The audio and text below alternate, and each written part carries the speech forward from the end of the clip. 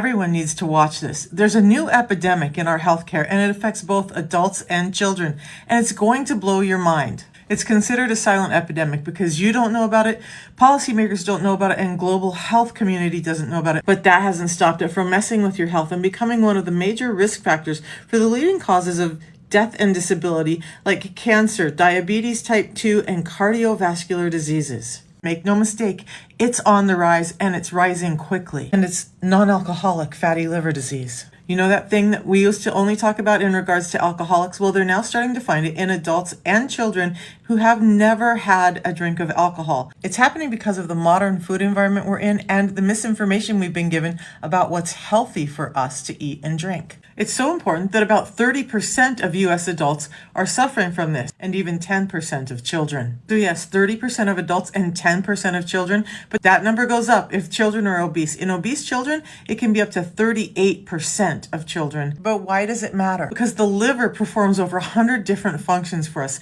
and when it's not doing well, we start to get seriously sick. And that overworked liver is a leading factor in why so many women and men are having gallbladder issues and having to have their gallbladders removed. When the liver is sick, the gallbladder is sick. That's just one. So what's causing it? Sugar. We should only have about a teaspoon of sugar in our bloodstream at any given time. Any more than that, and the body goes into emergency mode, sending out insulin to carry it and deliver it to areas where it can be stored. The liver is one of the places that it stores it, and it can only hold up to about 100 grams of sugar, and then it starts to have problems. Fruit juice is a major problem. Think about that orange juice, that apple juice that you're giving to yourself, your kids, your grandkids, thinking it's a healthy option. It has 20 to 30 grams of sugar. Those healthy options of granola bars and Raisin Bran, well, they're more high in sugar than you would suspect. Not to mention the snacks that we already know are high in sugar: cakes, cookies, muffins, and candy bars. Kids' cereals are about like giving your kids candy for breakfast. With all that added sugar and the liver struggling,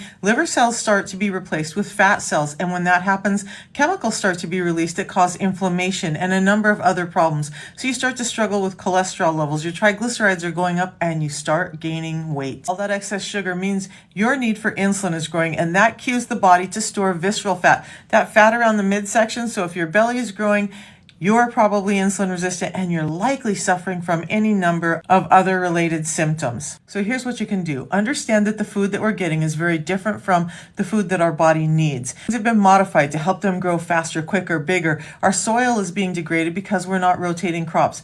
All of this leads into the fact that our foods have less than 50% of the fiber that they used to have, and that's what slows down the delivery of sugar. So we need to make sure that we're getting proper fiber in our diet, regardless of whether you're eating organic or boxed. For many of us, it's just unrealistic to think that we're going to get the proper amount and types of fiber in our diet daily. I choose to supplement. Whatever you choose, just make sure you're getting in those proper amounts of fiber to help safeguard yourself from things like non-alcoholic fatty liver. Fiber is just too important for us to not get in daily. So even if you don't need this right now, someone that you know probably does. So share it with them.